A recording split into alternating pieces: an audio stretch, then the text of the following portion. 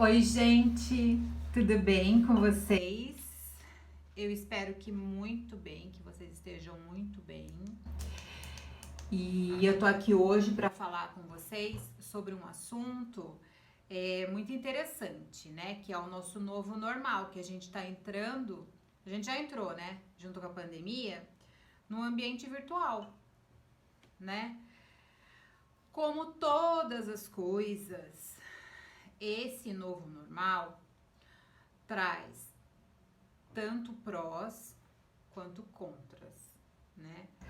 É, o que dá para falar dentro da terapia, dentro da psicoterapia, o que esse pós, o que é pós, não, desculpa, o que esse pró aparece?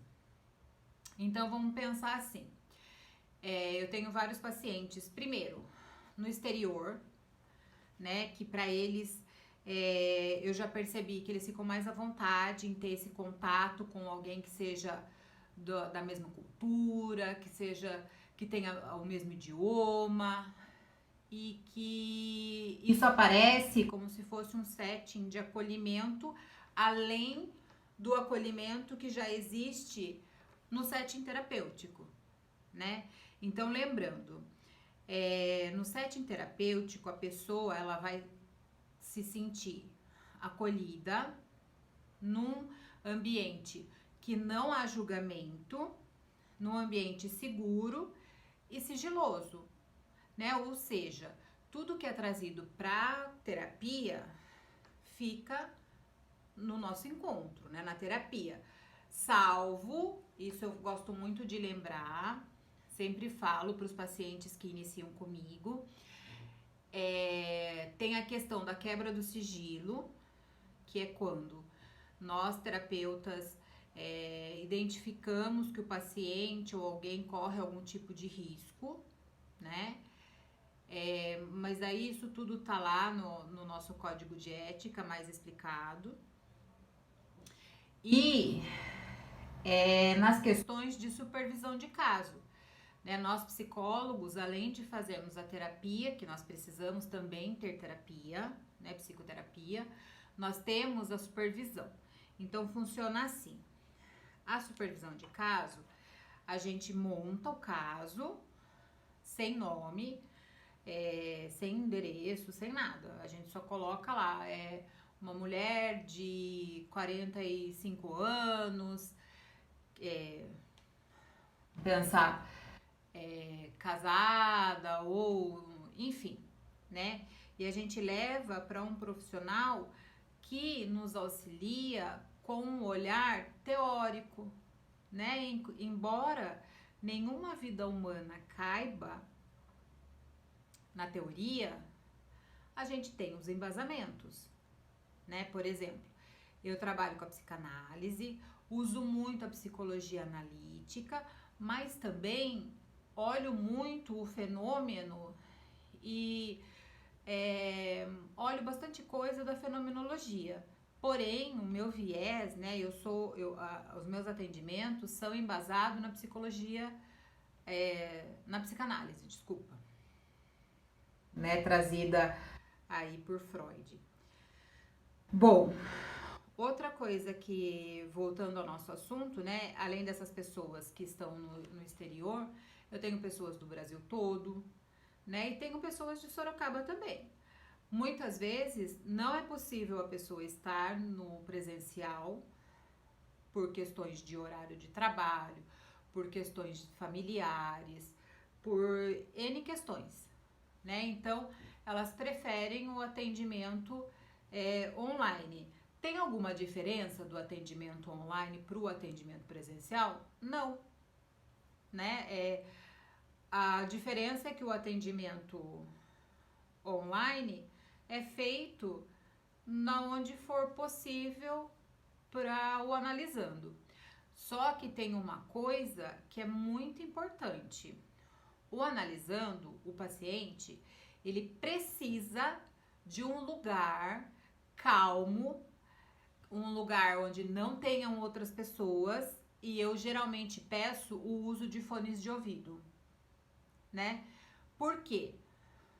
Porque tudo à sua volta vai influenciar na sua experiência de análise, né? Então, eu não tenho como fazer uma sessão de análise com o filho passando correndo atrás, ou a mãe, né? Às vezes o marido.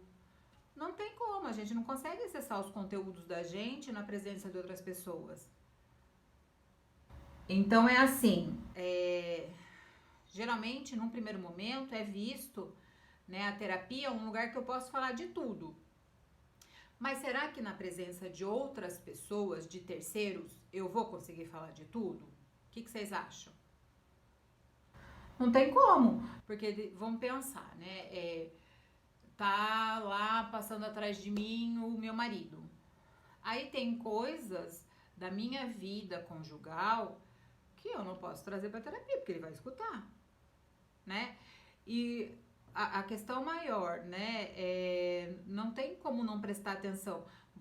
Vocês percebem que outras pessoas no mesmo ambiente vão prestar atenção no que você está falando, embora a pessoa esteja assistindo TV, varrendo a casa, lavando louça, um mínimo de atenção da gente vai pro ouvido, né? Pro que eu estou ouvindo. E aí fica o questionamento. Em alguns casos onde não é possível esse espaço de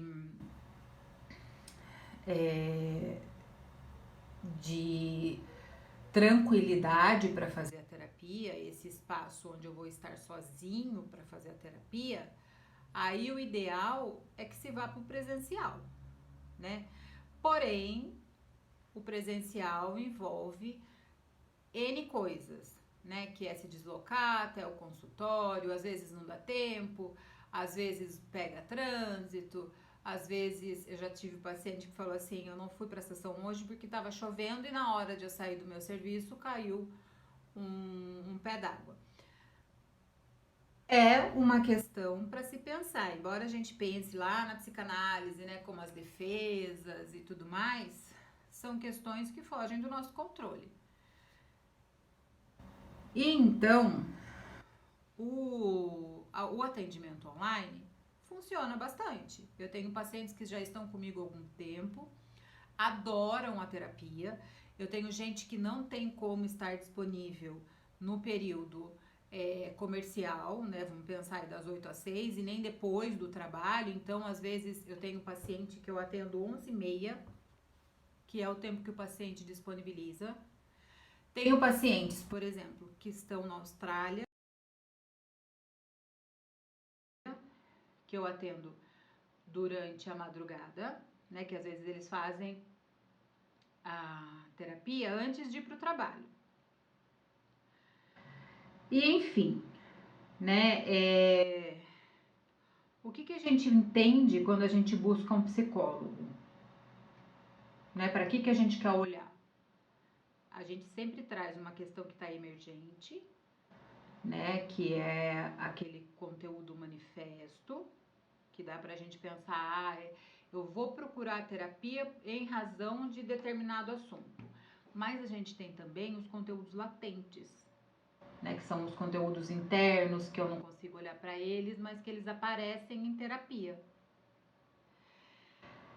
Então, o que eu vim falar hoje é que o que a gente precisa fazer de imediato, né, e de validar o que a gente precisa, né? A gente precisa olhar pra gente, né? E é interessante como que a gente acolhe o outro, né? E não se acolhe. Quando eu preciso de um olhar, eu não me acolho, né? Isso é muito interessante. Então fica aí para vocês pensarem sobre como é que vai funcionar com você, qual que é o seu processo. Se você tiver alguma dúvida, você pode me chamar, a gente vai esclarecer. Mas é para você ter em mente que a terapia online tem o mesmo funcionamento, porque o setting é o mesmo, né? Seremos você, eu, olhando para você. E é interessante, uma outra coisa que eu queria trazer para vocês é que eu já ouvi de pacientes assim, ó. Ai,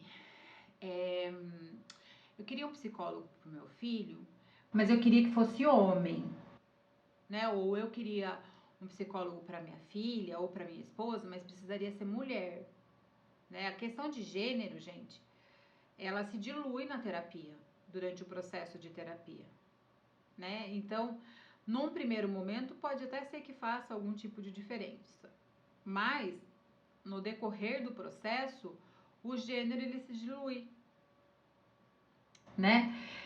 E vamos pensar em várias outras coisas, né? A gente sempre, nunca alguém procura terapia para dizer que está bem, muito bem, e que está num processo de ascensão e que tá tudo ótimo, o relacionamento tá bem. Raramente, né? Geralmente tem alguma coisa ali que parece que fica, né? Eu costumo pensar assim, ó, o que tem na sua cabeça quando você tá lá embaixo do chuveiro sozinha, né? O que aparece sozinho lá? O que tem dentro da sua cabeça? Qual que é a preocupação que te